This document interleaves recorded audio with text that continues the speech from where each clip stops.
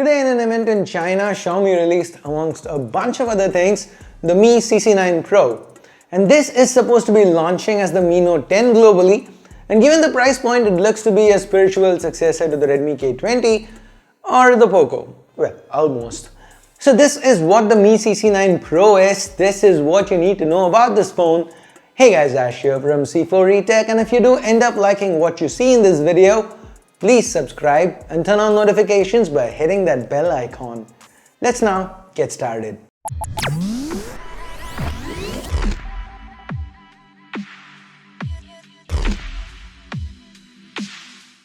When was the last time you saw a phone with 5 rear cameras? Of course, the Nokia 9 PureView, it does come to mind, but that was a combination of 12 megapixel monochrome and RGB sensors. The Mi CC9 Pro here, on the other hand, it has 5 cameras and they cover everything from depth sensing to ultrawide to telephoto and even macro photography. That's the killer hook Xiaomi's gone with. So let's start with the cameras. The primary, it's Samsung's newest insane 108 megapixel sensor, the ISOCELL Bright HMX. This one applies the same 4x1 pixel binning that we've been seeing with the 48 and 64 megapixel sensors.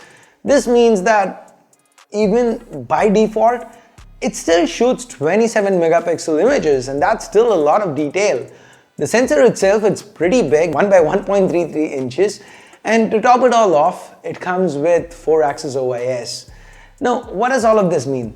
Well, we should be getting really detailed shots no matter what the lighting condition is. The optical image stabilization, effective 1.6 micron sized pixels, and the new upgraded night mode algorithms from Xiaomi, they should all come together and we expect to see some amazing low light photography. While the regular Mi CC9 Pro comes with a 7-element lens, we have a 8-element special edition that's supposed to improve the results a bit more. The effective aperture of both is f1.69. The 8-element special edition, that's the one that DXO Mark has tested, and the cumulative scores for stills and video put together, it's right up there up top with the Huawei Mate 30 Pro. Now, if you aren't already impressed with the primary camera, there's more. We have a 12 megapixel sensor with an f2 lens.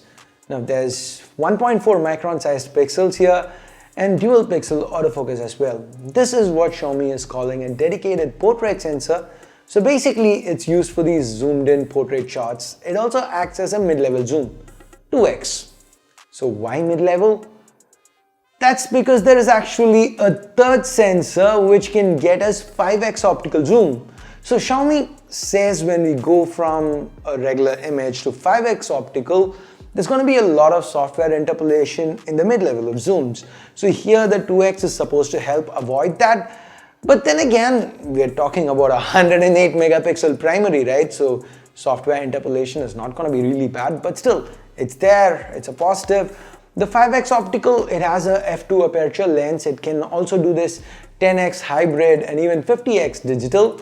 Now the Reno 10x zoom, it came out with crazy zoom claims, but it was underwhelming compared to what Huawei pulled off. But if the DXO Mark numbers are anything to go by, the CC9 Pro, it should be a handful. It should be doing really well. Now, by the way, there is OIS with the 5x optical as well. The portrait sensor, that doesn't come with OIS, but then hey, it's mostly used for used as a mid-level zoom and for portrait images.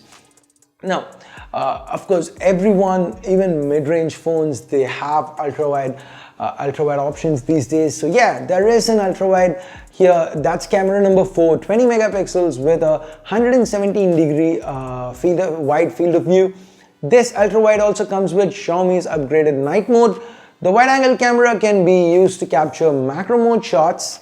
Now the focus distance for these need to be less than 1.5 centimeters. Xiaomi calls this super macro. So between 2 centimeters and 10 centimeters, for that, these are called regular macros, and for this there's a dedicated macro camera, and that is camera number 5. The megapixel count for this isn't exactly clear yet. I will add that to the description once I have clarity on it. This one has autofocus, and the samples, they did look cool. Now moving on to video recording, we don't have 4K 60 FPS. Now that's a chip limitation which we will get to in a minute. But other than that, we get pretty much every other option, including 960 FPS slow motion. There's also 4 flashes included here. Now, the reason why we don't get 4K 60 and the reason why this is just almost a spiritual successor to the Poco F1 or the K20 Pro is because it doesn't have the flagship chip inside. It comes with a Snapdragon 730G, so think of it as a Redmi K20 on steroids. The 730G is a very solid performer and we've seen it handle pretty much everything thrown at it easily. And coupled with MIUI 11 out of the box, there's not much the CC9 Pro shouldn't be able to do. Now this one comes in 3 storage variants, RAM storage variants that is, 6128, 8128 and 8256. The last one is the special edition and that comes with the 8-element lens that we talked about earlier. Xiaomi also offers 3 color options. The black version is called Dark Knight Phantom.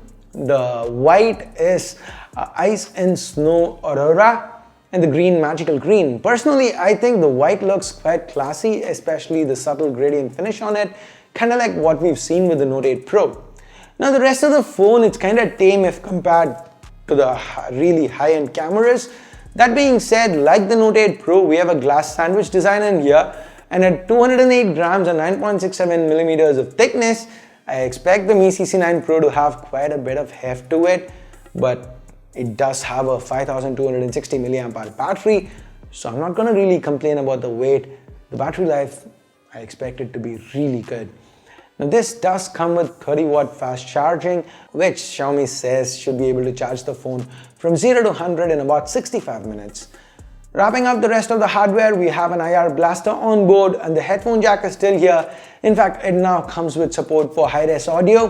Finally, there's also NFC, but I doubt that's gonna make it to the Indian market. So that about wraps it up. Oh, wait, we did miss something. The display, yes, our editors wanted to put this one last since they didn't have a lot of images for it. It is a 6.47-inch AMOLED panel with a Full HD Plus resolution, a dewdrop notch up top, and that's where you find a 32 megapixel f2 selfie camera. This uses 4x1 pixel binning too. Now under the display there's an in-display optical fingerprint scanner. So okay, that pretty much covers it. Now the pricing, the Mi CC9 Pro, it starts at 2799 yuan, that's around 28,000 rupees. So it is priced over the Redmi K20 Pro. I mean, it's a head on the chip inside, but the cameras, they seem to be a huge upgrade. So Xiaomi seems to be catering to a different demographic with this one. So if you aren't too performance focused, but you like more about the cameras, I mean if you're more about the cameras, then this could be of interest to you. At least that seems to be Xiaomi's pitch here. Maybe we'll get a Mi Note 10 Pro with the Snapdragon 855 Plus later. Who knows?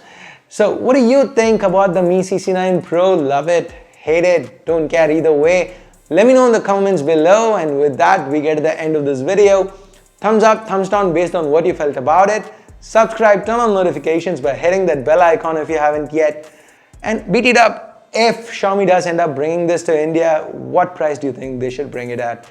28, 30, what price do you think you would be okay paying for this? Let me know that in the comments as well. So thanks a lot for watching. Till next time, my name's Ash. You've been watching C4E Tech, and I'm signing off for now. You guys have a great day. Bye-bye.